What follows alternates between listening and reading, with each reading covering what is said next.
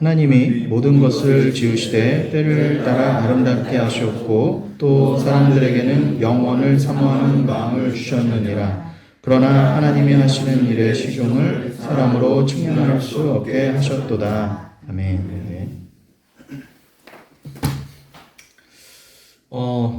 그때 우리 한 달 전에 제가 시작하면서 드렸던 질문 기억하실까요? 제가 어떤 질문을 시작했었냐면, 지금 여러분에게 있어서 가장 소중하다고 생각하는 것을 하나씩 떠올려 보라고 말씀드렸어요. 그게 관계일 수도 있고요, 내가 갖고 있는 소유일 수도 있고, 뭐 부동산일 수도 있고, 뭐 비트코인일 수도 있고, 아무튼 뭐라도 좋아요. 주식이어도 좋고요. 여러분이 생각했을 때, 이거는 내가 이룬 정말 너무 소중한 거다, 내 피와 같은 것이다, 내 목숨과도 바꿀 수 없다 할 정도의 그런 소중한 것, 내 인생의 목표, 비전, 이런 거라고 할 수도 있어요. 내지는 나의 잘남, 난 이렇게 깨끗하고 도덕적인 사람이야, 교회에서 굉장히 거룩하게 보이는 그런 사람이야, 그런 거 다 좋습니다. 인간 측에서 내놓을 수 있는 모든 것 중에 여러분이 하나를 생각해 보세요. 그런데 그거를 여러분이 지금 떠올리고 계신 그거를요, 내가 지난주에 뽑은 BMW일 수도 있어요. 아무튼 그걸 지금 어떤 존재가 와서 여러분 눈앞에서 그거를 부수고 빼앗고 있다고 한번 생각해 보십시오. 난 그거 없으면 죽을 것 같은데. 욥의 상황을 생각해 보세요. 욥이 그랬다고 그랬죠? 자녀, 재산, 와이프 다 가져가셨어요. 그런 상황을 한번 상정해 보시기 바랍니다. 그럼 여러분, 내가 지금 욥의 자리에 있어요. 여러분, 욥기가 우리에게 있다는 것은 욥이 곧 우리의 대표라는 거죠. 욥기는 우리와 관련이 있기 때문에 성경으로 기록된 겁니다. 그런데 내가 그 욥의 자리에 있는데 나는 과연 어떤 반응이 나올까? 프랑스의 그 들레즈라고 하는 철학자가 있습니다. 그 사람 뭐라고 하냐면 애벌레 자아란 말을 한 적이 있어요. 그게 뭐냐면 가시나무 그 노래에서 나왔던 그런 것과 비슷한 거죠. 내 속엔 내가 너무도 많아요. 너무 많아. 나도 몰랐던 내가 너무 많아. 근데 이게 애벌레처럼 내 안에 잠재되어 있는데 이게 그냥 싹 가려져 있어요. 근데 그건 나도 몰라. 그런데 이 상황에 닥치면 이 애벌레가 튀어나오고 저 상황에 닥치면 저 애벌레가 튀어나와요. 그래서 그 들레즈가 그런 말 했어요. 나도 나를 알 수가 없다. 우리가 인생을 산다고 하지만 어떤 상황을 겪을지는 모를 뿐더러 모든 상황을 겪는 건 아닌데, 우리를 창조하신 하나님 외에는 나도 나를 모른다가 맞아요. 그게 답이에요. 근데 여러분, 욥의 상황이 있을 때 과연 정말 여러분이 믿음이라고 생각하는 그게 자연스럽게 발로가 될 수 있을까? 한번 가정해 보자는 거죠. 그런데 여러분, 난 왜 이 모양이야로 멈춰 계시거나 실망한 채로 계시라는 게 아니라, 그거를 여러분이 자연스럽게 주 앞에서 인정할 수 있느냐까지 가셔야 되는 거예요. 내가 이것밖에 안 되는구나. 내가 구원은커녕 하나님만을 사랑하기커녕 내가 내 자신조차도 아직 몰랐구나를 모르면, 여러분, 내가 왜 죄인인지도 알 수가 없을 뿐더러 내가 왜 죄인인지를 모르면 내가 왜 은혜를 필요로 해야 되는 존재인가, 내가 왜 예수의 보혈을 꼭 의지해만 하는가에 갈 수가 없어요. 그냥 관념이 될 수밖에 없습니다. 그러니까 여러분, 내가 말씀 안에서, 성경 안에서 나의 존재를 안다는 것은 굉장히 중요한 것이고요. 또 내가 성경의 표현으로 하면은 거의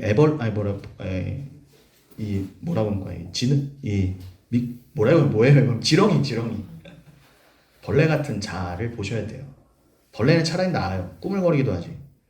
이사야서 64장 6절에 보면은 너희가 갖추어 놓은 니들이 내 앞에서 의롭다 해서 하나님 앞에 옷을 입고 나오는데 그 옷은 filthy rag라고 그랬어요. 똥걸레라고 그랬습니다. 그게 이제 점잖은 표현으로 더러운 옷이라고 돼 있지, 우리가 하나님, 난 이런 공로가 있어요, 난 이런 존재였어요, 나는 이렇게 괜찮은 사람이에요, 나는 교회에서 몇 년 신앙생활 했고요, 몇 년 봉사했고요, 헌금도 꽤 많이 했고요, 나는 토요일에 이 시간에 나는 수련회도 갔던 사람이에요, 난 여름에는 월드미션도 갔던 사람이에요 라고 아무리 자기 치장에서 내놓아 봐야 하나님 그것을 말이 좋아 더러운 옷이지 원어에는 그게 똥걸레로 되어 있어요. 그럼 여러분 우리에게는 아무런 소망이 없어요. 그래서 이전 것은 지나갔으니 보라 새 것이 되었도다의 말의 뜻이 뭐겠어요? 고린도서 5장 17절. 여러분이 결국은 그 더러운 옷으로 정의된 여러분의 행위 모든 공로를 내려놓고 오직 은혜를 덧입으라입니다. 은혜는 곧 보혈이죠. 그 예수라는 새 사람 그 말씀으로 덧입으라는 거예요. 그냥 여겨져야 되는 거죠. 로마서 4장처럼 로기조마에 여겨져야 돼요. 여러분은 덮인 자, 은혜로 덮인 자. 하나님께서 너희는 원래 죄인인데 값없다 하신 그 은혜로 인해 의롭다함을 얻었구나. 그러니 여러분 마태복음 몇 장입니까? 거기서도 그 아버지, 왕이신 아버지의 그 아들의 혼인잔치의 비유가 나오죠. 그 혼인잔치에 아들의 혼인잔치에 손님들을 불렀는데 예복을 준비해 오라고 하잖아요. 근데 그 예복은 왕이신 아버지가 주셔야 돼요. 근데 자기가 스스로 갖고 온 옷을 입고 와서 난 루이비통이거든요. 디올 최신상. 그 옷이 상징하는 게 뭐예요? 내가 이 땅에서 가치로 여기는 나잖아요. 나는 이렇게 세상에게 이렇게 보이고 싶어하는 마치 나를 투영시킨 내 삶의 목적과 같은 거잖아요. 그 옷이 상징하는 바는. 옷이 그렇게 중요한 거예요. 옷이 굉장히 그 메타포가 강하거든요. 근데 결국은 성경은 창세기 때 아담 때에 벌거벗은 자로 드러나서 계시록에 가면 새하늘과 새 땅에서 흰 옷을 덧입게 되는 자로 완성되는 게 결국 성경이거든요. 그 옷이 상징하는 바가 굉장히 큰데 제가 그 옷은 뭐라고요? 계시록 특히 보면은 맨 마지막에 특히 19장 이후로 보면 어린 양 혼인잔치가 나오면서 너희는 피 뿌린 옷, 그 흰 옷을 입어야 된다 그래요. 예수의 피 뿌린 옷. 그 피로 빤 옷은 마치 출애굽기 19장에 그 시내산 밑에서 백성들이 하나님의 현현에 앞서서 자기 옷을 빨았던 그것을 상징하는 바입니다. 그러니까 여러분이 그냥 주일에는 새 옷 입고 깨끗한 옷 입고 가야 된다 그런 행위를 말하는 게 아니라 그것을 상징하는 건 뭐라고요? 여러분 주님 앞에 주님이 예비하신 예복, 의로운 옷을 입으셔야 돼요. 근데 그건 내가 준비할 수가 없어요. 은혜로서 하나님께 받아야 된다는 거죠. 근데 그 옷이 바로 말씀이자 예수라는 거예요. 피로 빤 옷이라는 거예요. 제가 말씀드린 계시록 19장에서 그 성도들의 이름이 수여가 돼요. 성도들의 이름을 뭐라고 하냐 거기서? 피 뿌린 옷이라고 합니다. 근데 그 옷은 말씀이라고 그랬죠. 성도들이 어떤 이름을 받는다고요? 말씀. 우리의 이름 다 삭제되는 거예요. 거기가 천국이에요. 예수라는 이름만 남는 곳. 여러분이 예수만을 너무 사랑하여서 예수와 그냥 하나가 되므로 여러분의 이제 존재는 뭐예요? 그냥 예수, 하나님이 여러분을 말씀, 진리로 봐주셔야 되는 거예요.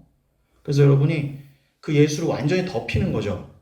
그것을 상징하는 바 여러분이 꼭 뭐 흰옷을 입는다 안 입는다의 문제가 아니라 천국 가면 흰옷만 입으면 앙드레김도 아니고 너무 나 싫을 것 같은데 이렇게 이해하지 마시고 흰옷이 상징하는 바가 뭐라고요? 예수의 피로 빤 말씀이라는 거예요. 여러분이 말씀으로 하나가 된다는 거죠. 말씀으로 온전해진다는 거예요. 말 그대로요. 그러니까 하나님이 여러분을 진리로 봐주신다는 거예요. 그러니까 여러분의 이름은 말씀, 곧 예수가 될 거랍니다. 여러분의 이름은 다 진리가 되실 거예요. 그러니까 그 옷을 그냥 하나님께 하사받으셔야 되는 거예요. 은혜로. 만세전에 택함을 받아 주시기로 작정한 자들이 받기로 돼 있는 건 은혜입니다. 은혜. 그런데 그거를 인정하지 못하는 자는 다 인본주의로 나아가요. 교회를 평생 다니고도 어떻게 해요? 내가 준비한 옷이 있거든요. 하고 나아가봐야 뭐예요? 넌 더러운 똥걸레 입고 내 앞에 지금 서 있구나. 슬피 울며 이를 가며 영원한 지옥으로 가게 돼 있어요. 여러분 인간은 정말 아닙니다. 서울역 앞에 나가보세요. 아무리 김태희 뺨치는 미인이 앉아있어도 딱 3일 안 씻잖아요? 가까이 못 가요. 나는 이 노숙자들을 사랑할 거야. 아무리 사랑하려고 해보세요. 이게 본질적으로 본능적으로 안 되는 게 있어요. 냄새 이런 거요. 특히 비위가 약하신 분들은. 인간은요 이틀 3일만 안 씻어도 다 드러납니다. 주님 앞에 어떻게 나아가요? 하나님이 그 정도 씻음 정도가 아니라 행위와 공로는 다 무익한 거다. 사도 바울은 것을 분토처럼 여겼습니다.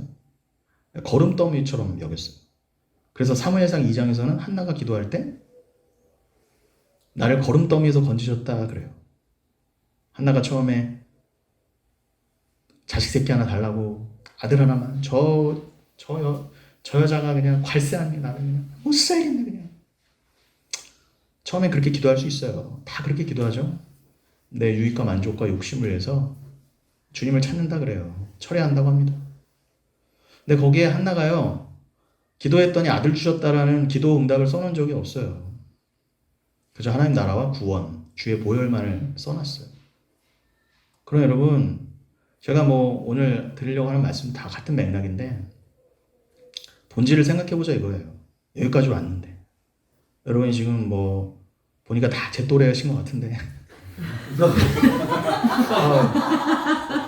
이게 이 반응들을 제가 어떻게 해석해야 되지? 제가 잠깐만 좀 정리해야 되겠어요. 굉장히 격한 반응이 나오시는데 이거 보세요. 제가 그냥 던져드렸잖아요. 아까 들레지 말씀드렸죠? 던져드렸더니 애벌레들이 막 여러 가지 반응들이 나. 의도한 건 절대 아닙니다. 물론 제 또래라 말씀드렸잖아요. 저보다 한창 아래신 분도 있지만 근데 연배들이 다 이렇게 왜냐면 한 3, 40년은 최소 사셨잖아요. 근데 뭔 얘기하다 지금 당황해서 까먹었어. 이렇게 반평생을 다 살아오시다 보면 그죠?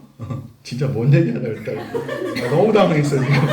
실수한 것 같아요. 알겠습니다. 여러분. 제가 원고로 돌아가겠습니다. 생각이 나겠지. 여러분들이 그 본질 여러분들이 오랜 생활 기독교를 믿었다 하시고 오셨지만 본질을 놓치는 경우가 대부분이에요. 그러니까 이거는 그냥 제가 지금 좋은 말로 해서 여러분 유쾌하게 얘기하고 있지만 여러분 제가 지난 시간에 말씀드렸지만 이것은 여러분의 삶과 죽음을 갈라놓는 얘기입니다. 영생이 갈라지는 얘기이기 때문에 사실 피 튀기는 얘기예요. 갈라짐입니다. 그러니까 성경은 모든 인본주의를 박멸하려고 하세요. 하나님은 죄를 보시면 절대 남겨두지 않으십니다. 죄가 곧 인본주의예요. 그 인본주의를 상징하는 게 곧 내가 마련한 예복이고요. 그걸 입고 하나님 앞에 그거를 내가 옷을 근사하게 마련해서 하나님 앞에 만들어 가야지가 기독교가 아니라는 거예요. 제가 쉬운 말로 한마디로 말씀드리면 여러분들이 뭐 여러 소유가 있고 여러분들이 쌓아온 경력과 삶이 있을 거예요. 그게 다 무익하다는 얘기가 아니라 그거에 여러분들이 가치를 안 둘 수 있는 내려놓음이 정말 말 그대로 내려놓음이 자기 부인이 되어가고 계시냐는 거예요. 그걸 주실수록 이걸 내가 털어가야 될 것이고 내가 진짜 가치력이 무엇인지를 알게 해주시려고 주신 것이고 정말 소중한 건 예수밖에 없구나 알게 하시려고 역설적으로 주신 것이지 그걸 더 덕지덕지 붙이고 내가 하나님 앞에 이것을 자랑 삼고 가져가려고 천국에까지 누리려고 얻어내는 게 아니구나를 여러분 삶을 통해서 배우셔야 되고 그게 성도면 그 목적으로는 여의도 순복음교회 카리스와 부흥교구는 의미가 있는 것이지 그 외에 만약 여러분들 개인이 생각하고 계신 그 옷을 마련하기 위한 이 부흥교구와 카리스와 여의도 순복음교회 청년국이라면 그거는 저주받아 마땅합니다. 여러분 이렇게 보이시면 안 돼요. 다 헛짓하시는 거예요. 여기서는 은혜만이 선포돼야 돼요.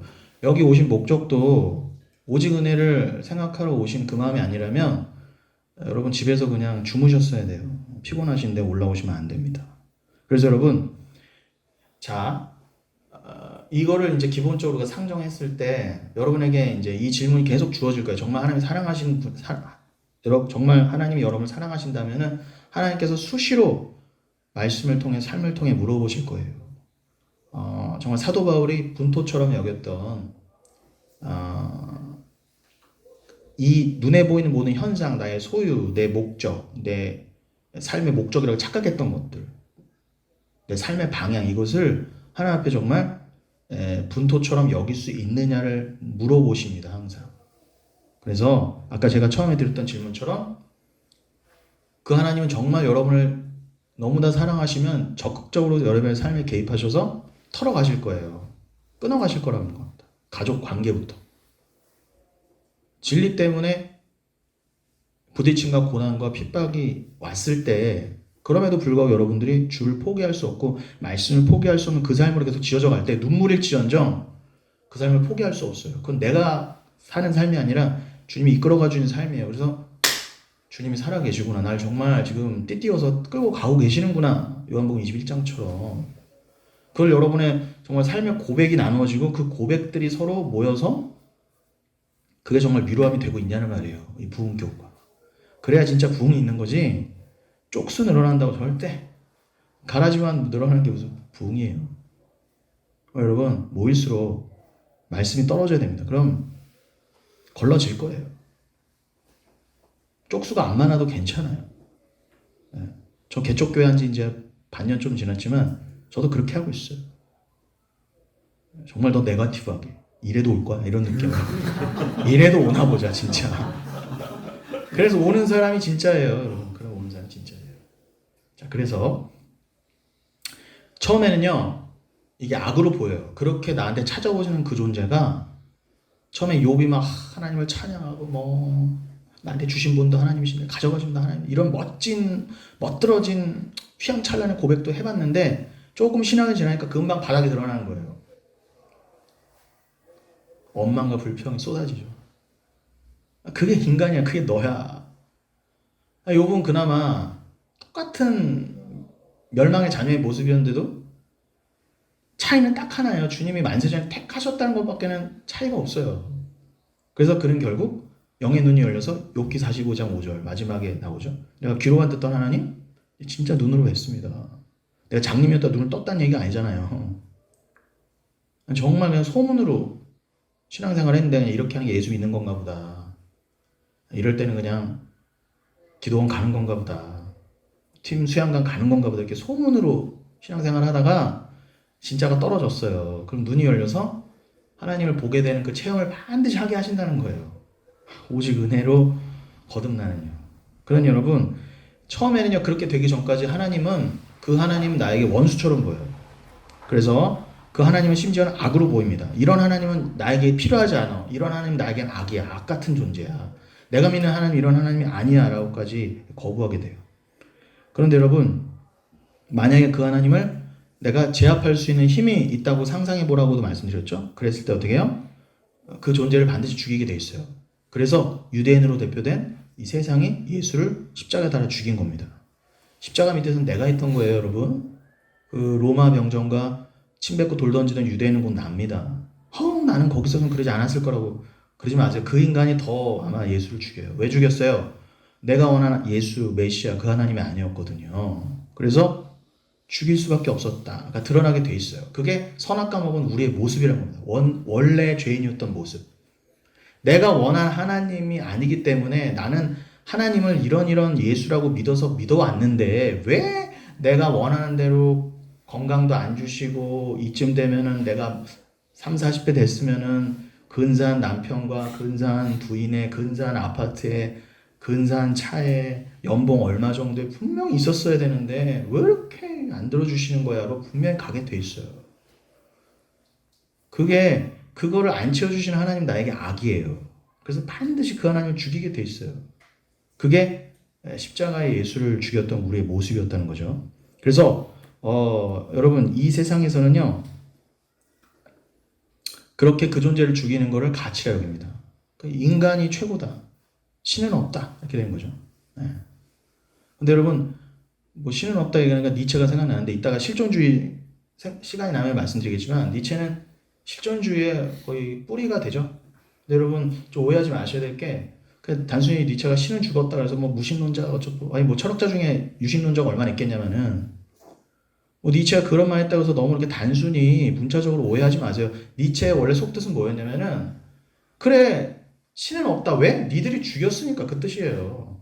그러면 니체도 기독교지만 태어났는데 보니까 제대로 된 그리스도인이 없는 거예요. 니들은 다 예수를 죽였다요. 니들이. 거기까지는 간 건 오케이. 좋아요. 근데 니체는 뭐예요? 결론이? 그러면 신은 없는데 진짜 하나님을 믿는 자가 없는데 그러면 우리는 무엇으로 위로를 받을까? 이 뜻이었어요. 어떻게 보면 굉장히 역설적이면서 굉장히 우리를 풍자하면서 비꼰 거죠. 니들이 진짜 하나님을 죽여놓고 하나님 믿는다 그래. 근데 그러면 너희들이 그 진짜 하나님 없는데 교회랍시고 모였는데 어떤 하나님으로 서로 위로받고 있는 거야 지금? 그 뜻이었던 거예요. 최소한 제가 봤을 땐 그래요. 그러니 여러분 근데 세상은 뭐예요? 그렇게 신을 죽여가는 게 가치라 여겨요. 우리 교회는 우리 여의도 순복음교회는 안 그런데 아니 가만히 보세요. 인본주의가 얼마나 무섭게 뿌리 내렸는지를 보시라는 것입니다. 그러니까 한마디로 말씀드리면 들어오세요. 한마디로 말씀드리면 네.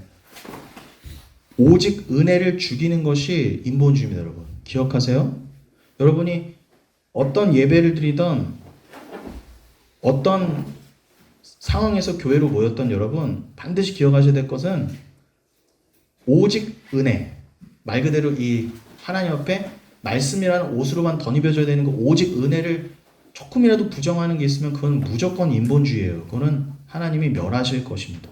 그러니 여러분 그 세상 가치에 정말 결연하게 그 어떤 핍박 가운데도 여러분의 믿음을 지킬 수 있는 그 자리로 여러분이 정말 택함 받으신 분들이라면은 이끌림을 받으실 거예요. 자, 그런데 그 나의 생명을 마치 차압하시는 것 같은 그 하나님에게 여러분들이 그 하나님을 정말 어떻게 사랑하며 갈 수 있냐는 것이죠. 그런 여러분 이게 진짜 문제예요. 얼마 하나님을 사랑하지 않으면 우린 다 죽습니다. 고린도전서 16장 맨 마지막에 뭐라고 되어 있죠? 16장 22절인가요? 거기에 그렇게 되어 있어요. 주 예수께 입맞추라. 그리하지 않으면 저주를 받으리라 그래요. 시편 2편의 말씀을 갖고 왔죠. 여러분 그 가늠하다 붙잡혔던 여인이 내지는 뭐 수로보니게 여인 같은 여인들이 프로스키네요. 주를 너무 사랑하여 예배하는 거죠. 그 예배의 본 뜻입니다. 그냥 부복하여서 주 앞에 주의 머리에 그냥 주의 가장 더럽다고 하는 그 발에 나의 가장 소중한 순전한 나드 향유 옥합을 깨서 붓고 여인의 그 가장 고결하다고 상징되는 여인에게 머리카락은 거의 뭐라고 해요? 가장 최상급의 것이잖아요. 이 나의 가장 최상의 것으로 예수님의 발을 문질러요. 그래서 겨우 주 앞에 무릎으로 나아가서 그 발에 입맞추는 게 프로스키네오 예배예요. 그게 예배예요. 그럼 그게 되려면 뭐가 선결돼야 돼요? 주를 목숨처럼 내 목숨보다 더 사랑할 수 있게 돼야 돼요. 근데 그 사랑을 여러분이 스스로 내놓을 수 있어요? 없어요? 불가능하다니까. 인간은 왜 죄인이에요? 나라는 존재가 나 외에 다른 존재를 나보다 더 사랑할 수 없기 때문에 죄인이라 그래요. 자기애를 넘어설 수 없다니까요. 그게 그건 공자도 안 되고 누구도 안 됐어요. 어떤 천재도 어떤 부자도 안 됐던 거예요. 그래서 의인업난이 하나도 없고 아무도 주께 스스로 갈 수 있는 자가 없었다는 거예요. 그래서 예수가 올 수밖에 없었다까지 여러분 가실 수 있냐는 거예요. 그러면 그가 아무리 하나님이어도 내가 스스로 하나님을 절대 사랑할 수 없어요. 그래서 요한일서 4장이 어떻게 해요? 하나님은 사랑이시라. 그 사랑이 나에게 찾아와서 말씀이 나에게 찾아와서 여러분을 이렇게 재해석해셔야 돼요. 여러분의 인생을. 너는 죄인이야. 왜? 너는 너 사랑으로 치달아가던 마치 거라사 지방의 2,000마리 돼지떼처럼 아각거리면서 세상에 치달아갔던 게 뭐예요? 나만을 요나. 하나님도 나만을 위해 믿어왔어요. 어떻게 하면 나를 더 살찌우고 나를 더 빛내고 나를 더 유명한 자 만들고 나를 어떻게 하면 또 SNS에 팔로워를 더 늘리고 인기 있는 자가 될까? 목사부터 그렇게 살아왔어. 그럼 여러분 그건 거의 돼지 같은 삶이에요. 내 배와 내 만족을 위해 살던 삶이잖아요. 치달아가던 귀신 들렸다 그러잖아요. 그 돼지들이요. 그럼 귀신 들리면 뭔 뜻이 뭐예요? 나만을 사랑하면 귀신 들림이에요, 여러분. 그럼 물러가라, 떠나가라 할 거 없어요. 여러분 안에 그 죄를 보시고 예수의 사랑 말씀을 채우시면 귀신 떠나가는 겁니다. 근데 거기서 돌이키는 게 가능하냐 말이에요, 우리 스스로. 그게 불가능하기 때문에 예수가 찾아오셔서 여러분을 붙들어 정신 차리게 해서 즉 성령 충만케 하셔서 하나님 사랑으로만 다시 돌려놓는 거예요. 그게 은혜입니다, 여러분. 그래야 천국 갈 수 있기 때문에. 천국은 여러분 아까도 말씀드린 것처럼 영원토록 하나님만을 사랑해서 하나님만을 위한 존재로 영원을 살아가고 내 이름마저도 다 삭제가 돼야 되는데 어떻게 내가 아직 나를 사랑하는데 주를 더 사랑해요. 그것도 억지로. 내가 억지로 영원히 살면 되지 않을까? 하나님 일단 우리 마음의 중심을 다 보신 데다가 여러분 여기 부부도 계시겠지만 한번 생각해 보세요. 정말 사랑하지 않는 존재를 조건 보고 만났거나 별로 결혼이 대수자라고 만났어. 근데 여러분, 그 사랑이 영원하지도 않을 뿐더러 아무리 알콩달콩 사랑해서 만났다고 해도 그 사랑은 변질되게 돼 있죠.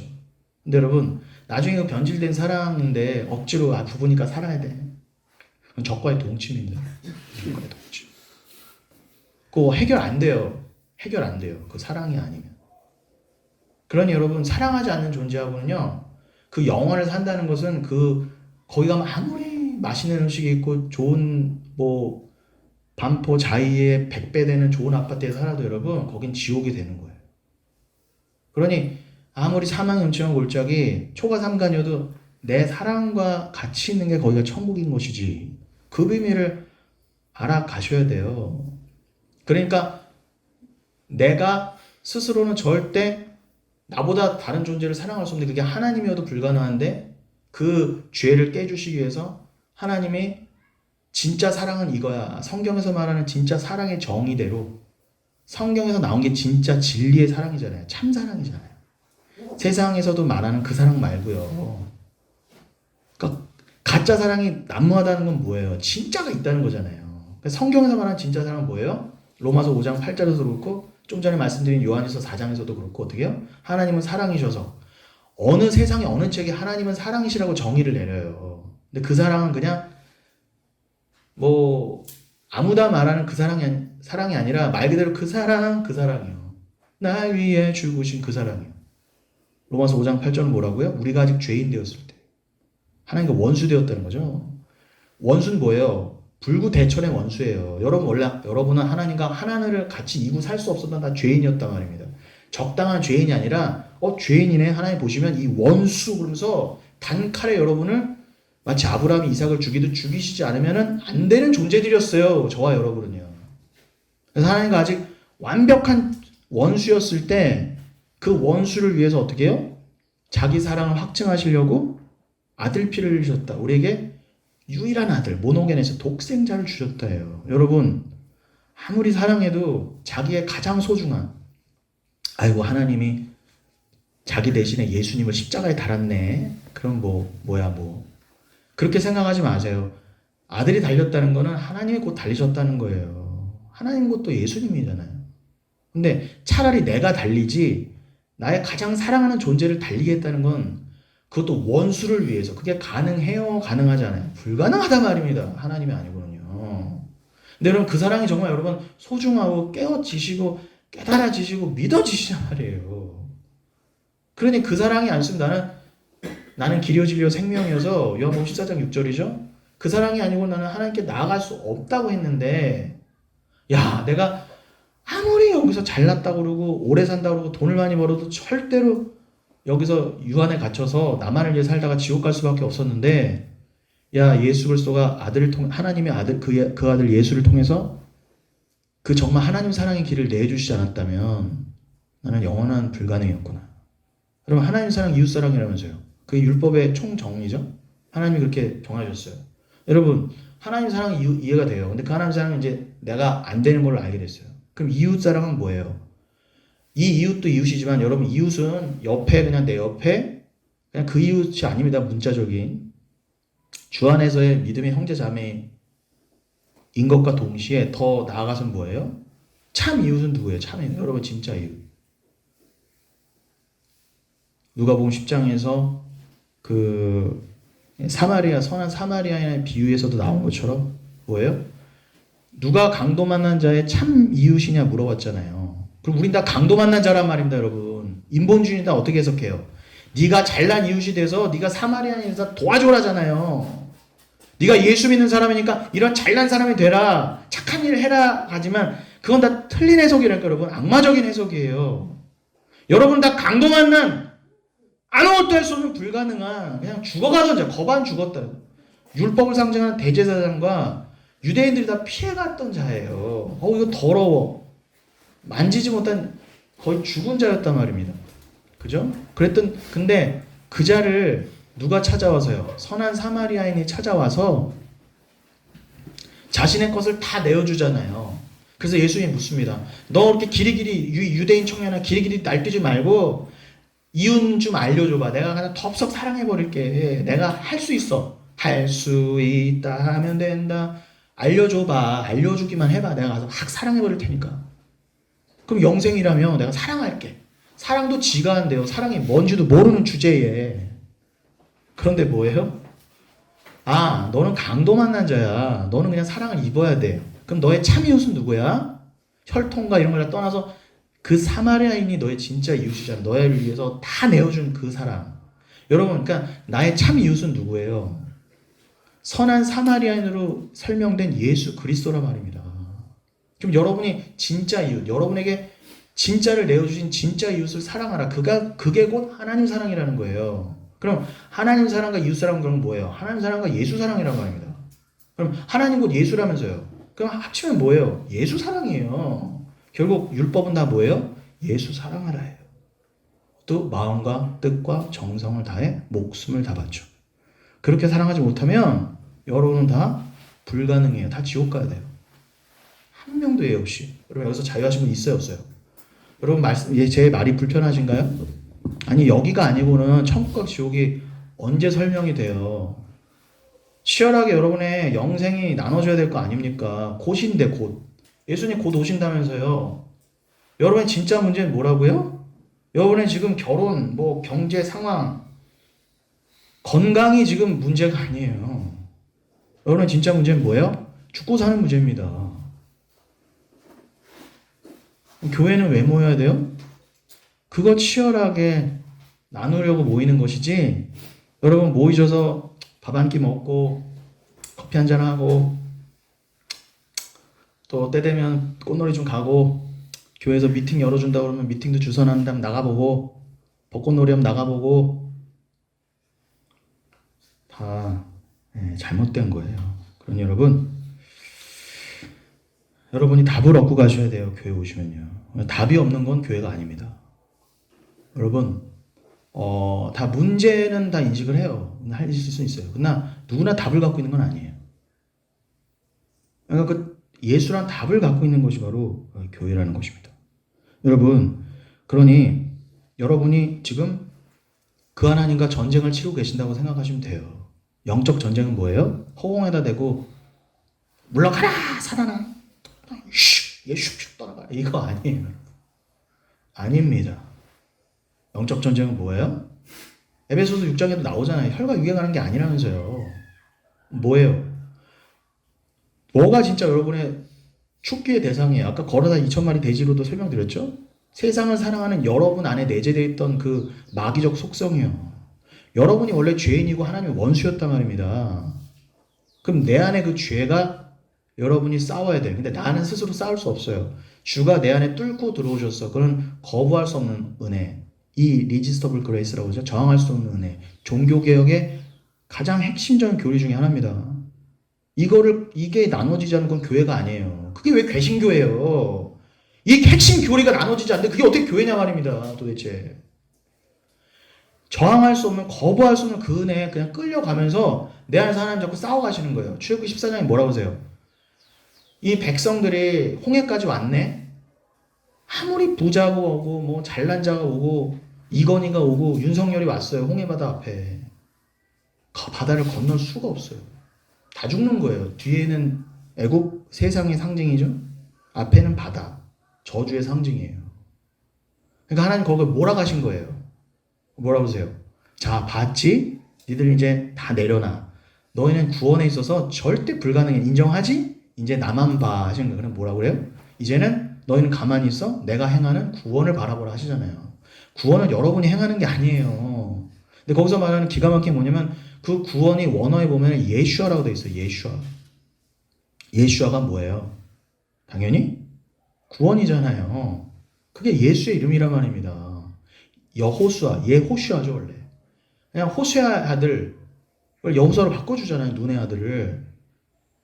눈의 아들 호세아를 이름을 호세아도 구원이시다 하는데 예호슈아는 야훼는 구원이시다 같은 뜻이에요. 근데 그 이름을 모세가 바꿔주죠. 근데 그 예호슈아가 백성들이 이끌고 가나안 들어가잖아요. 그게 뭘 상징해요? 모세는 죽었어요. 율법으로는 안 된다예요. 요단강 앞에서 끝났답니다. 근데 예호슈아, 그 예수의 이름을 가지고 예수를 머리 삼고 우리는 요단강 건너 천국 들어갈 수 있다 그 뜻이에요. 율법의 행위로는 안 된다는 거예요. 그러니까 너희들의 행위를 다 내려놓고 내가 행하는 진짜 행위 구원을 바라보라 해요. 그 구원이 뭐라고? 예수라로 돼 있어요. 그게 이예수, 헬라어로는 이예수죠. 영어로는 지저스, 우리는 예수. 그 예수만 바라보라가 출애굽기 14장의 내용이었던 거예요. 창세기부터 구약 때부터 예수는 계속 계시되어 있었어요. 여러분 그렇게 명명백백하니 그래서 그 하나님이 이제 나한테 찾아오셔서 어떻게 해요? 나에게 구원의 일을 행하시는 거죠. 가만히 있어서 전쟁은 나의 것이다. 그래서 하나님이 애굽을 다 쳐 물리치신 것처럼 그 애굽이 상징하는 건 뭐라고? 내 안에 내재되어 있던 세상이란 말입니다. 그래서 어떻게 해요? 그 저주를 쫙 갈라주시고 백성들을 거기로 들어가게 하신 다음에 뒤에 쫓아오는 애굽은 다 끊어내시고 우리를 새 사람으로 거듭나게 만드시잖아요. 그래서 고린도전서 10장 2절에 보면 뭐라고 그래요? 고린도전서 10장 2절 없었으면 어떡할 뻔했어요. 거기서 사도 바울이 해석해 주잖아요. 그 홍해바다 사건은 집단 침례였다. 그거는 괜히 행하신 일이 아니라 우리에게 알려주시려고 그 홍해바다 사건을 허락하신 건데 뭐라고요? 아, 저게 영적인 침례를 말하는 거구나. 세례를 말하는 거구나. 아, 우리의 거듭남을 말하는 거구나. 뭐 세례 받아라 문제가 아니라 7월 되면은 예루살렘 성전 가서 침례 받으세요의 문제가 아니라요. 안 받으셔도 돼요. 받고 안 받고는 문제가 아니에요. 받아도 모르고 받으면 저주인 것이고, 이 상황이 안 돼서 못 받을 수도 있잖아요. 너무 내가 아파서 계속 막 소아마비 때부터 걸리고 막 지금 막 중풍으로 누워 있는데 침례 못 받으러 오신 분들은 천국 못 갑니까? 그런 뜻이 아닌 거잖아요, 여러분. 그래서 여러분 자유하세요. 우리의 행위가 아니라 주가 우리에게 행하신 그 일, 십자가의 그 일이 진짜 행위예요. 그 행위를 그저 믿음으로 받아들이다 해요. 이게 참 어려워요. 이게 무슨 말이야. 그리고 관념으로 그냥 둥둥 떠다닐 수 있고 이게 정말 내 믿음이 되기에는 정말 하나님의 개입이 필요해요. 그때까지는 어떻게 해요? 뭐 아무것도 하지 말라는 얘기가 자꾸 이런 말만 나올 수밖에 없다고요. 오직 은혜를 말하니까요. 근데 제가 지금 너무 시간이 짧으니까 그 얘기는 더 못 하더라도 여러분 중요한 거는 정말 여러분이 주 안에서 구원함을 얻으신 분들이라면 주님이 여러분 안에서 행할 가실 거예요. 믿음으로 계속. 믿음이 역사하실 겁니다. 여러분 우리 부흥교구요. 누구 한두 사람이 이끌어가는 게 아니에요. 우리 총무님 대단하시고 서미선 전사님 뭐 난 사람이긴 하지만 한두 사람이 이끌어가는 게 아니에요. 이 교구에 그저 말씀이 떨어지면은 말씀이 이 교구를 이끌어갈 거란 말입니다. 그게 교회예요. 말씀은 살아있어 운동력이 있다면서요. 요즘 표현으로는 활력이 히브리서 4장 12절이죠. 살아있다는 뜻이잖아요. 여러분은 다 죽어있다고 해도 말씀은 살아있어? 어떻게 에스겔서 37장 그 말씀 곧 성령이 부어지면은 마른 뼈 따고도 살린다면서요. 그 물과 성령을 거듭남은 다음에 또 기회가 있으면 한번 나누도록 할 텐데 니고데모에게도 한 말이죠. 그 물 곧 성령이 아니고 들이 거듭남 곧 천국에 없으리라.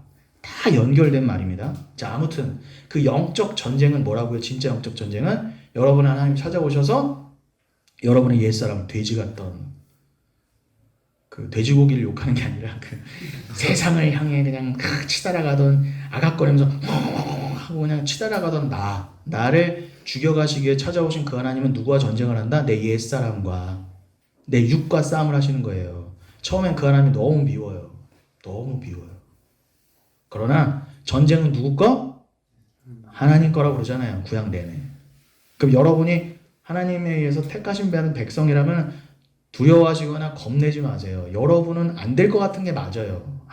내가 날 봐도 아는데 내가 날 아는데 하나님 여러분을 더 잘하시는 데다가 어떻게 해요? 하나님이 여러분에게 자신이 없었으면요 구원의 일을 계획하지도 않으셨어요. 진짜 주님께 다 맡기세요. 그러면 여러분을 반드시 사부작 만져가실 거예요. 때로는 좀 세게, 때로는 좀 얼러가시면서도. 그 길에 여러분이 그것을 진짜 사랑의 증거라고 이게 처음에는 말 같지도 않은 말이었는데 이게 막 믿어져. 그럼 그 믿음은 주가 주신 거죠. 그러니까 거기에 하나님이 이제 어떻게 어느 수준까지 하나님이 나에게 이 삶 가운데 어떤 일을 행하신다 할지라도 내가 사람이기 때문에 하나님 행하신 일을 어떻게 다 이해가 돼요. 그런데 이제는 하나님을 절대적으로 믿어요. 내 눈으로 봤을 때는 판단이 안 되고 쉽지 않고 하나님 너무하신 것 같긴 하지만 아닙니다. 하나님께 온전히 다 투신할게요. 하나님 절대 오르시고 선하시죠. 로마서 8장 28절 합력하여 선을 이룰 수 있는 분은 하나님밖에 없으면 내가 이제 믿어요. 그래서 내가 당장은 내가 안 믿어지고 말이 안 되는 것 같은데 주님이 반드시 이 말도 안 되는 상황까지도 다 섭리하시고 계획 가운데 이끌어 가시고 주님을 믿습니다. 눈물 가운데라도 아멘 해서 주님을 포기할 수 없는 그 사랑으로 나아가면 여러분은 잘 가시는 거리인데다가 그때 아멘이 나올 때 참성도라는 거예요. 그럼 그 아멘을 이끌어 나가시기 위해서라도 우리에게 뭘 주신다? 반드시 고난을 주신다예요. 고난을 거부하면 무조건 이단이에요, 여러분. 제가 분명히 말씀드립니다. 고난을 거부하면 무조건 이단이에요. 정명석만 이단이 아닙니다. 그럼 여러분, 고난은 뭐라고요? 아우, 내가 그때 저 사람하고 결혼을 안 했어야 되는데 결혼해갖고 내가 고난을 받는구나. 아우, 그때 그 새끼를 안 만났어야 되는데. 제 죄송해요. 좀 직설적으로 말할게요. 수련회잖아요, 수련회. 저도 모르게 교회에서 이렇게 직설적으로 표현을 못하니까 재밌어요. 이렇게 직설적으로 할 수 있어서. 아우. 그래서 내가 고난을 받는구나. 저 인간 때문에. 그때 그 일 때문에. 이거 다 속으시는 거예요, 여러분. 하나님은 여러분 절대 실수가 없으세요. 신실하신 분이에요. 여러분을 정말 사랑하신 분이라면 여러분의 지금의 여러분의 지금까지의 모습은 고린도전서 15장 10절 나의 나된 것은 모든 것이 하나님의 은혜예요. 뒤를 돌아보면 하나님의 인도하심이었고 반드시 일어나야 될 일이고 오히려 그 일어나야 하기 때문에 여러분이 하나님을 더 의지할 수 있기 때문에 그거는 겉으로는 악으로 보였지만 어둠으로 보였지만 그것은 진리와 빛을 알게 하시니 예수를 알게 하시니 그건 선이라 말입니다. 그 고난이 없었으면 여러분 그 뭐라고 해야 될까요? 그 내가 느끼기에 이거는 악이야, 이거는 나쁜 고난이야 라고 여겼던 거는 반드시 필요한데 근데 참 고난의 뜻은 뭐라고요? 단순히 내 잘못된 선택, 나의 어떤 잘못된 생각으로 인해서 내가 지금 받고 있는 어려움 이런 것 따위가 고난이 아니라 고난은 여러분 예수의 이름 때문에 겪게 되는 것을 고난이라고 한과 동시에 더 나아가서 고난은 뭐예요? 여러분이 이 옛사람을 주견해 가시는 그 하나님의 섭리 가운데 하나님의 만지신 가운데 그죠? 그 만지신 가운데 중보실장이 언제 오시나 궁금했습니다. 안 오실 리가 없는데요. 우리 앞에 있네요. 그래서 그러한 만져가시는 삶 가운데에 어떻게 해요? 내가 자기 부인 되어갈 때 자기 부인이 한마디로 뭐라고요? 인본주의를 다 몰아내고 오직 예수 주만 바라보라 그냥 주의 사랑만을 갈구하게 되는 구원 오직 주로만 인한 것이죠가 자꾸 믿어져가는 그 삶에 있어서 그러면은 세상은 다 어떻게 가고 있어요? 걸어서 2,000마리 돼지가 어디로 가고 있었어요? 다 자기들이 죽는 줄도 모르고 세상 끝 벼랑 낭떠러지로 다 몰려가고 있잖아요. 지금 온 세상은요 미친 듯이 한쪽으로 잘못 가고 있어요. 그런데 누군가는 돌이켜서 하나님이 돌이켜 세우셔서 회개시키셔서 건지셨단 말입니다. 그러면은 당연히 몰려가던 세상과 거쳐서 내가 하나님 딱 끌어당기시면은 당연히 부딪힘과 저항과 아픔이 있어요, 없어요? 있잖아요. 세상은 야 너만을 위해 살아. 하나님도 너를 위해 믿어. 이게 가치야. 이게 예수 잘 믿는 거야라고 교회에서도 그렇게 가르쳐 줄 때 그건 아니야라고 성경을 제대로 보니까 이건 아니야라고 여러분이 정말 성령 인도하는 가운데 자기 부인으로 정말 나를 십자가에 못 박고 이미 나는 예수와 함께 못 박여졌다. 그건 이미 완성된 일이다. 난 이제 점점 그렇게 그게 실제화돼가는 삶이다라고 그 삶을 살아가다 보면은 당연히 고난이 있어요, 없어요? 있단 말입니다. 교회 안에서부터 관계에서부터 있어요. 그게 진짜 고난이에요. 그 핍박을 두려워하거나 부정하지 말라는 거예요. 왜요? 로마서 8장에서도 17절에 분명히 나오죠. 니들이 하나님과 함께 그 아들과 함께 영원한 영광을 원하느냐? 그럼 그 아들과 함께 어떻게 해요? 당연히 고난도 받아야 된다. 그리고 골로새서 1장 24절에는 그리스도가 물론 내가 다 이루었다. 테텔레스타이 십자가 다 고난을 이루셨지만 우리의 근본 구원을 위한 고난은 다 받으셨지만 이제는 어떻게 우리에게 남은 고난을 허락하셨다 그러잖아요. 우리가 그리스도와 함께 십자가에 못 박힌 자로서 드러나면서 그것을 실제화해 가는데 필요한 고난은 남겨두셨다 해요. 그러니 여러분 절대로 여러분의 삶에 예수를 믿으면 집 나갔던 개도 다 돌아와야 되고, 그죠? 나는 감기 하나 걸리면 안 돼. 나는 코로나 다 피해가야 돼. 믿는 자에게 어떻게 코로나가 능치 못할 일 없다고 여러분이 그렇게 가시면 안 돼요. 그렇다고 여러분 다 뭐 아프셔야 된다 이런 말이 절대 아닙니다. 저는 전에도 말씀드렸지만 여러분들이 누구보다 건강하시고 누구보다 부자 되셨으면 좋겠어요. 그러나 그것들이 있을수록 여러분들이 그것을 얼마나 가치로 여기지 아니하시고 오히려 분토보다도 못한 걸로 여겨가시는 자로 지어져 가시느냐에 집중하시라는 거예요. 자, 그래서 남은 시간, 자, 왠지 복습하다 끝난 것 같은 느낌이 드는데, 제 원래 이 스타일 그래요. 이해해 주세요.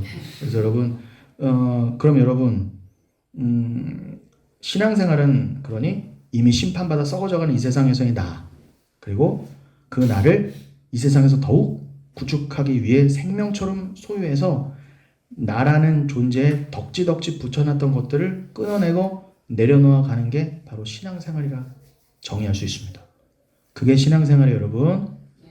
꼭 기억해 두시고, 그렇게 이전에 섬기던 나라고 하는 우상을 죽여가고, 그런데 이것은 말씀드린 것처럼 이미 십자가에서 이미 죽이셨다예요. 그것은 갈라디아서 2장 20절이나 6장 14절에 분명히 나오죠. 이제는 내가 사는 것이 아니야. 어떻게? 이제는 나는 이미 못 박혔어. 이제 나는 아직 껍데기를 갖고 아직 육체 가운데 살고는 있지만 뭐예요? 이미 그러나 아직이잖아요. 개신교의 핵심 교리 중에 또 하나가 뭐라고요? 얼라디 번낫 예시잖아요. 이미 그러나 아직이잖아요. 그러니 나는 이미 천국이에요. 계시록에도 계속 나오잖아요. 난 이미 저 3층 천에 있네. 난 이미 완성된 자네 진리로. 근데 여기 잠깐 육을 입고 내려와 있구나. 아, 성화라는 것은 가는 중인 거구나. 아, 그러니 이제는 내가 더 이상 육을 입고 있다 하지만 세상처럼 육을 위해서 하는 게 아니에요. 어떻게 해요? 내 안에 계신 그리스도를 믿는 믿음 안에서 그 믿음을 위해서 하는 거구나. 예수를 위해서 하는 삶이구나로 여러분 가고 계시냐 말이에요. 그게 신앙생활이라는 거죠. 그 삶을 살다 보면 여러분 당연히 핍박과 고난이 와요. 그런데도 감내하게 돼요. 왜요? 예수를 어떻게 해요? 내 목숨보다 더 내 마음과 뜻과 정성을 다해서 사랑하는 게 예수거든요. 말씀이거든요. 그러니 여러분들도 여기 지금 그 예수를 사랑하니까 이렇게 헌신하고 와 계시는 거잖아요. 여기 지금 내 자랑 위해서 그죠? 나 이렇게 헌신 봉사하는 사람이야 라고 와 계신 분 한 명도 없잖아요. 그죠? 없는 줄로 믿습니다. 여러분들은 다 이렇게 함께 천국 백성 된 자들로서 말씀으로 서로 보듬고 그죠? 섬기기에 모이신 거잖아요. 그러니 그 삶을 살아갈 때 어떻게 내 안에서 내 삶에 희생이 안 나오고 내 삶에 때로는 불이익이 안 오고 어떻게 날 내어줌이 없어요. 주가 나를 위해서 다 내어주셨다는데 어떻게 내 삶에서 내어주는 게 없냐 말이에요. 그것을 여러분들은 꼭 기억하시고, 그러니 조건 없는 사랑으로, 그 조건 없는 사랑, 심지어는 원수를 위해서 내어주는 사랑이에요. 자, 사랑의 정의가 뭐라고요? 어줍지 않은 게 사랑이 아니라 정말 갈갈이 찢어 죽여도 그냥 시원찮을, 옛날에 그 토지, 여러분 이제 우리 또래니까 또래. 옛날에 박경리 소설에 토지가 있죠. 그 토지가 옛날에 그 대하 드라마 나왔을 때 그 KBS에서 드라마를 한 적이 있었어요. 기억나요? 우리 세대. 그때 그 서희가 그 주인공이 서희잖아요. 네, 서희가 그래요. 그 조준구랑 이런 일당들을 그 원수들, 자기 가문의 원수들에게 뭐라고요? 저런 찢어 죽이고 말려 죽일 인간이라고 그러죠. 찢어 죽이고 말려 죽일 테야. 그래요. 안현홍이었나요? 찢어 죽이고 말려 죽일 테. 그게 원수예요, 여러분. 그냥 찢어 죽이고 말려 죽여도 시원찮을 불구 대천의 원수. 한 하늘을 함께 이고 갈 수 없는 그 원수를 위해서 여러분이 내 피 한 방울 내줄 수 있어요? 없어요? 못 내줍니다. 절대. 억지로는 할 수 있어요. 그러나 그 사랑을 내어준다 한들 그 사랑으로 여러분 그 존재를, 대상을 구원시킬 수 있어요? 없어요? 못 시킨다는 게 문제예요. 그러니까 부모 자녀 간의 사랑으로도 안 된다는 거예요. 그런데 어떻게 해요? 하나님은 그렇게 찢어 죽이고 말려 죽여도 시원찮을 그런 뭐 존재도 아니에요. 똥걸음 같은, 거름더미 같은 우리를 위해서 자신의 가장 소중한 아들을 십자가에서 다 내주셨다? 이게 믿어져요? 안 믿어져요? 이게 믿어지는 게 미친 거예요, 사실은요. 그러잖아요. 그 사랑이 믿어지는 게 기적이라니까요? 아니, 이게, 믿어져. 아멘. 믿습니다. 야, 무조건 믿습니다라고 1000번 해. 그럼 믿어질 거야. 이건 믿음이 아니에요. 믿습니다. 믿습니다. 근데 또 뭘 믿냐 그러면은 내가 잘 될 걸 믿습니다. 요 따위를 믿음이라 그래요. 그렇게 가르치잖아요. 그럼 믿음의 대상도 아닐 뿐더러 진짜 믿음의 대상을 잡았다 하더라도 그거는 막 고백하고 믿습니다. 믿습니다. 자기 세뇌, 그건 자기 세뇌고 자기 긍정, 뭐 마인드 컨트롤이라고 하는 거지. 그렇게 해서 얻어지는 게 믿음이 아니라는 거. 그건 주셔야 되는 거예요. 그냥 믿어줘야 돼요. 사랑하기 때문에. 그냥 사랑이 돼요, 그냥. 내가 이런 말도 안 되는 이 존재를 위해서 주님의 피를 뿌려주셨구나. 이 사랑을 전할 수밖에 있어요, 없어요? 안전하고는 못 배겨요. 안전하고는 못 배겨요. 굳이 선교 나가세요, 전도하세요. 벚꽃 뭐 축제 때 전도 축제 필요 없어. 여러분이 집중할 거 집중하시면 정말 알곡들은 오게 돼 있어요. 여러분의 삶을 통해서요. 괜히 총무당 구워 삼지 마세요. 이것도 해야 되는 거 아니에요? 저것도 해야 되는 거. 아니, 물론 하시되 알고 하시라는 거 알고 제발 알고 하시라. 그래서 요즘 말씀을 벌써 시간이 이렇게 됐으니 제가 저에게 주어진 시간이 3시 40분까지로 알고 있어요. 그러니까 10분 정도 더 하고 기도하는 시간 갖도록 하겠습니다. 또 언제 기회가 있겠죠. 못했던 거는. 그리고 어차피 저의 모든 설교의 결론은 오직 예수, 오직 은혜, 오직 믿음, 오직 말씀, 오직 그리스도이기 때문에 뭐 사실 다 나눴다고도 할 수 있어요. 자, 근데 중요한 것은 우리가 진도를 나가는 게 아니라 진짜 사랑의 정의, 신앙생활의 정의, 말씀의 정의를 내리는 게 중요한 것이니까요. 자, 그러니 인간은 모두 죄인이라 절대로 스스로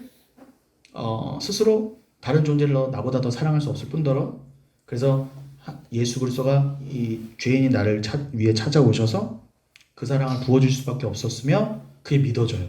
그래, 예수는 반드시 오실 수밖에 없었어. 여러분, 인본주의, 내가 스스로 잘나서 내가 옷을 스스로 만들어 입고 내가 너무 잘났어. 내가 앞으로도 너무 잘난 인생을 살 수 있을 것 같아.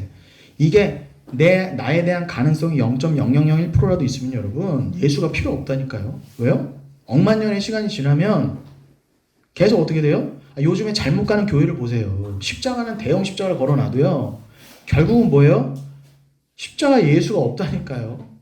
너희들에게 왜 예수가 필요한가? 그 절대적인 필요성을 위해서 우리들의 죄인됨이 드러나고 격발되고 회개가 유발돼야 되는데 죄에 대한 그 고백, 뭐가 죄이며 도대체, 회개란 도대체 무엇이며, 진리가 무엇이며, 천국과 지옥이 무엇이며, 영생이 무엇인가에 대해서 가르쳐지고 나누어지지 않는다면 그건 아무리 큰 십자가, 쌍십자가를 걸어놔도 뭐예요?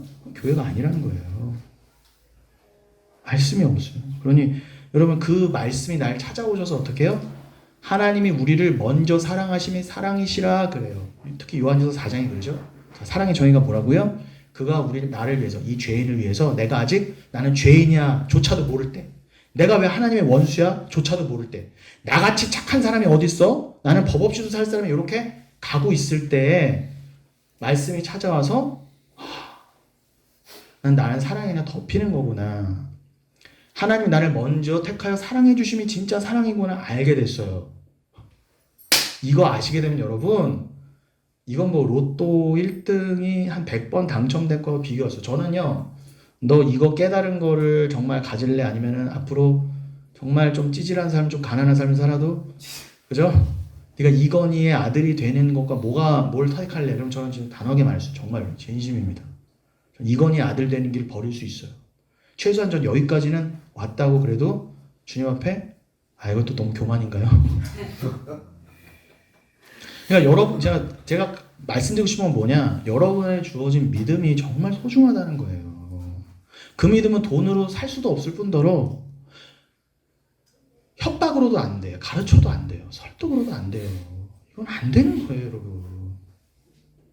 그러니 제가 지금 좋은 얘기로 웃으면서 하는 거여도 여러분 굉장히 실제적이고 중요한 얘기라는 걸 여러분 꼭 기억하시고, 이렇게 해서 뭐예요? 이 인간은 모두 죄인이라 하나님만을 절대 의존하지 않고 이 땅에서 고개를 들어 하나님 나라를 절대 바라보지 않고 이 땅에 묶여 살아요. 골로새서 3장 1절에서 뭐라고 했어요? 분명히 네가 성도야, 네가 이제 구원함을 받은 자야, 그럼 너는 반드시 명령입니다. 고개를 들어 이제는 땅의 것을 생각하지 말고 하늘만을 바라보라 그래요. 그건 당연한 거가 되는 거예요. 내 안에 저게 리얼이야. 저게 진짜가 들어오면 저기만 보게 돼 있단 말입니다, 여러분. 이건 시키고 말고 명령의 문제가 아니에요. 여러분 잘 기억하세요. 이 땅은 여러분 우리가 이 육을 입고 있는 것처럼 여기는 다 헛된 곳이에요. 여기는요. 우리 오늘 본문이 전도서 3장 11절이었잖아요. 헛된 게 전도서의 그 말씀이잖아요. 그러니 여러분 이 눈에 보이는 것은 영원하지가 않잖아요. 제가 간단하게 설명드립니다. 눈에 보이는 것은 영원해요? 안 해요? 이 땅에 보이는 것 중에 영원한 것은 아무것도 없어요. 그래서 가짜라고 하는 거예요, 여러분. 영원한 것만이 진짜예요. 그럼 이 세상에 영원하신 분은 누구밖에 없었어요? 하나님이신 예수밖에는 없었잖아요. 그가 내려오셨다면 뭐예요? 절대 불가능한 그냥 가짜뿐인 이 세상, 가라지뿐인 이 세상에 진짜가 내려오죠. 그게 그만이 진리셨다예요. 그래서 그만이 우리의 구원이실 메시아라는 거예요. 그럼 여러분 여기는 다 가짜고 이제 그 예수가 계시는 우리를 영원토록 살게 하신 그 하나님 나라만이 진짜라는 걸 알게 됐어요. 그럼 여러분 이 가짜는 왜 있어야 돼요? 가짜를 통해 진짜를 알라고 가짜가 있는 거예요. 우리는 인간이기 때문에 한계에 갇혀있기 때문에 아직까지는 이 눈에 보이는 것들이 없으면 진짜를 못 알아먹는다니까요. 그래서 가짜가 있는 것이지 너희들이 가짜의 세상에서 니들끼리 잘 먹고 잘 살고 여기를 영원 무궁토록 살 것처럼 그래서 금태두르고 그냥 벽에 멋칠할 때까지 있으라고 그냥 있는 곳이 아니라 여기는 내가 무엇을 소유하고 많이 갖고 있어도 이건 다 헛된 것이구나, 가짜구나, 영원하지 않구나를 알아가라고 역설적으로 여러분에게 주어지고 보여지는 거란 말입니다. 그런 여러분 내가 저기를 진짜로 알게 되면 여기 묶이지 않게 돼요. 말 그대로 자유하게 된단 말입니다. 초월하게 된단 말이에요. 그럼 여러분 인간이 너무나 이 눈에 보이는 거에만 내가 눈에 보이는 것만 믿는다고 그러고 세상은 그걸 믿음이라고 하는데 여러분 이 세상에 꽉 잡혀있던 인간이 어떻게 아가가가 돼지처럼 그렇게 가던 인간이 어머 눈을 들어 저희가 진짜구나 육의 눈으로 보이지 않는 거 그가 캐치가 돼서 내가 저기에 완성된 존재권을 보게 되어서 계시록 말씀을 포함해서 모든 말씀이 믿어진다는 거는 3층 전에 그 바울의 말씀을 믿어진다는 건 뭐예요? 믿음으로 보는 거잖아요. 봐서 믿는 게 아니라 말씀이 믿어지면 그 믿음으로 보인다예요. 그게 보는 거예요, 믿음으로요. 말씀이 믿어지는 게. 그러면은 저희가 믿어지는데 어떻게 여기에 안주하면서 합니까? 여러분 여기가 막 지금 지진이 나. 여기가 막 흔들려. 여기 있을 수 있어요, 없어요? 튀어나가야죠. 하나님이 복음서에서도 내내 그러시잖아요. 왜 마지막 때가 될수록 왜 처처의 기근과 지진이 자꾸 나느냐. 흔드시는 거예요. 여긴 가짜라고. 빨리 나오라 해요. 소돔과 고모라 때처럼 빨리 나오라. 그런 것처럼 여러분 여기서 우리가 영원히 살 것이 아니라는 걸 꼭 기억하시고 그러니 어떻게 나에게 저기를 볼 수 있는 믿음이 들어왔는가를 너무나 감사히 여기시면서 여러분 이 땅에 묶여 사는 게 왜 죄인지를 깨달아 알아서 그전엔 내가 어떻게 살아왔어요? 엉뚱한 걸 죄라고 정의하고 세상 종교와 윤리도덕 경쟁하면서 남보다 조금 더 나아 보이는 나를 치장하면서 남을 업신여기고 자기 의만 추구하던 가장 그렇죠? 그 심각한 죄는 그 자기 의를 위해서 예수마저 교회마저 이용해 먹던 나였어요. 그래서 주님을 위해 신앙생활하고 교회 다닌 게 아니라 날 위해 교회 다니고 주님은 날 위해 뭔가를 늘 해주셔야만 하는 그냥 수단이요 용도였어요. 심각한 주객전도죠. 가장 큰 착각이에요. 그 죄로 지옥 가는 것도 모르는 착각이죠. 주님 말씀대로 이 땅의 교회는 이미 인본주의와 기복에 다 먹혔어요. 교단, 교리 이런 거 상관없어. 신학하면 뭐합니까? 결국엔 다 같은 속이는 말만 하는데 그러니까 예수가 주인이 아니라 다 인간이 중심이 됐어요. 한마디로 오직 예수, 오직 은혜, 오직 믿음, 오직 성경, 오직 하나님께 영광이 아니라 교묘하게 그걸 다 인간적인 욕심과 욕망, 이 세상에서의 소원 성취, 물질주의, 현상주의, 기적으로 대체하고는 그걸 많이 얻어내는 게 믿음이래요. 내가 그냥 작정 예배 드려서 철야해서 금식해서 얻어내면 그게 믿음이라고 우리가 다 속고 속았어요. 그러나 여러분들만큼은 그저 금식기도 많이 하고 헌금 많이 하는 사람이 엘리트 A 성도가 아니라 여기 다 A 성도죠? 근데 A 성도 기준 그런 거 말고 여기 갑자기 다 썰렁해졌어요? 굉장히 당황돼. 그래서 교회에서부터 하나님 나라의 삶의 원리, 십자가, 자기 부인과 희생, 은혜의 사랑을 가르치지 않고 그저 1등주의만을 가르치면서 하나님은 오직 그 은혜시요 예수 십자가 보혈로 증거된 사랑 안에 있는 자만 구원이라고 분명히 천명하셨는데 교회라고 하는 교회에서 오히려 앞장서서 유대인보다 더한 행위주의로 나가고 있는 것은 아닌지, 여러분 제가 좀 급하게 결론 내서 죄송하지만 그렇게 꼭 기억하시고, 오늘 본문 말씀대로, 본문은 자세히 풀 시간이 또 나중에 있겠지만 3장 11절에 뭐라고 했다고요? 여기 영원을 사모하는 마음을 다 갖고 태어난대요. 그게 뭐예요? 이 영원을 사모하는 마음은 이 세상의 가짜로는 채울 수 없다예요.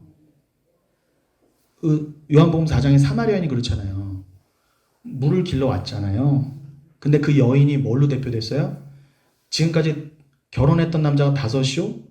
6번째 동거남하고 살고 있었어요.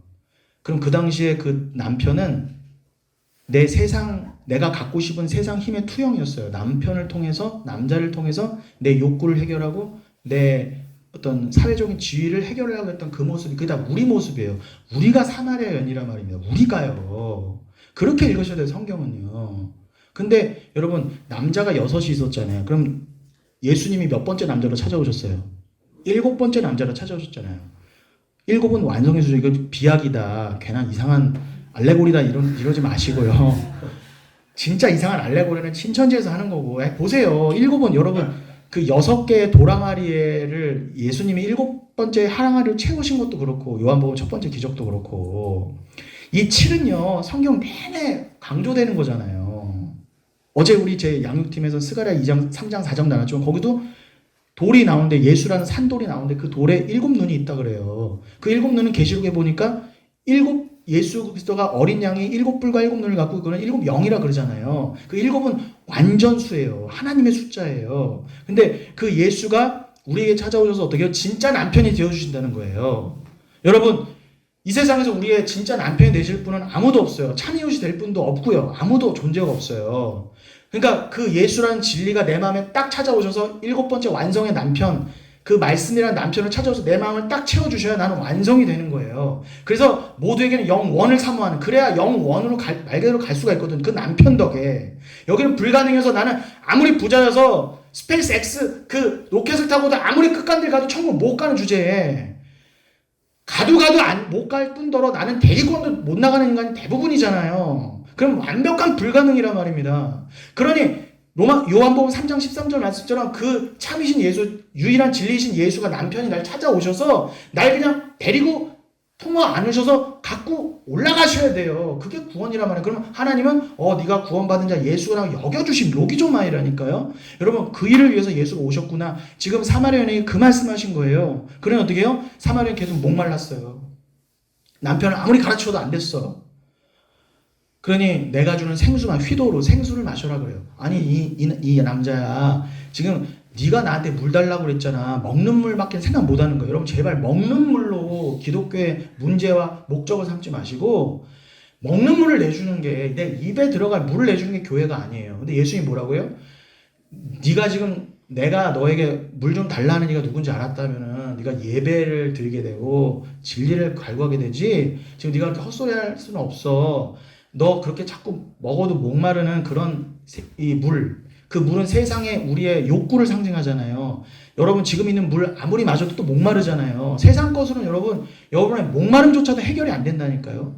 영원히 무슨 해결이 돼요. 그러니 여러분, 진짜 생수이신 말씀이신 그 예수, 진짜 생수인 그 말씀이 내 안에 들어와야 내가 진짜 목마름이 없는 거구나. 하나님 그냥 영생을 살 수 있는 그 물을 그렇게 얻는 거구나. 로 알게 되셔야 돼요. 그러니 이 뻥 뚫린 마음은 절대 이 세상 것으로는, 현상으로는, 기적으로는 만족 못해요. 우주를 갖다 놔줘도 내 입을 아무리 넓게 열어도 안 채워져요. 시편 81편, 내 입을 왜 넓게 열으라고요? 이것도 주세요, 저것도 주세요, 다 열어라, 다 줄게가 아니에요. 절대 오해하지 마세요. 왜 그것만 잘라다가 기도원에 붙여놔요? 여러분, 그게 아니라 니들은 하나님 사랑만을 구하라. 그러면 네 입을 우주보다 넓게 열어 내가 다 채워줄 수 있다고 그랬는데, 니들은 내 얼굴, 내 사랑을 구하지 않았잖아. 그래서 니들이 망한 거야. 그 말씀이었던 거지. 기도원 와서 무조건 구하라가 아니었어요. 기억하시고 부총무님 찬송 좀 해주세요. 제가 시간을 이렇게 예, 이해해 주세요. 원래 좀 나누고 싶은 게 참 많은데 시간에 맞추다 보니까 또 하면 좋겠지만 또 이후에 시간이 있으니까 오늘은 뭐 주님도 여기까지 허락하신 줄 알고요. 또 이렇게까지 나눌 수 있도록 또 허락된 것도 여러분이 귀한 자리를 마련해 주신 것 우리 총무님하고 모든 우리 재직분들에게 직분자분들에게 감사드리고요. 그래서 우리 부총무님 골라주신 찬양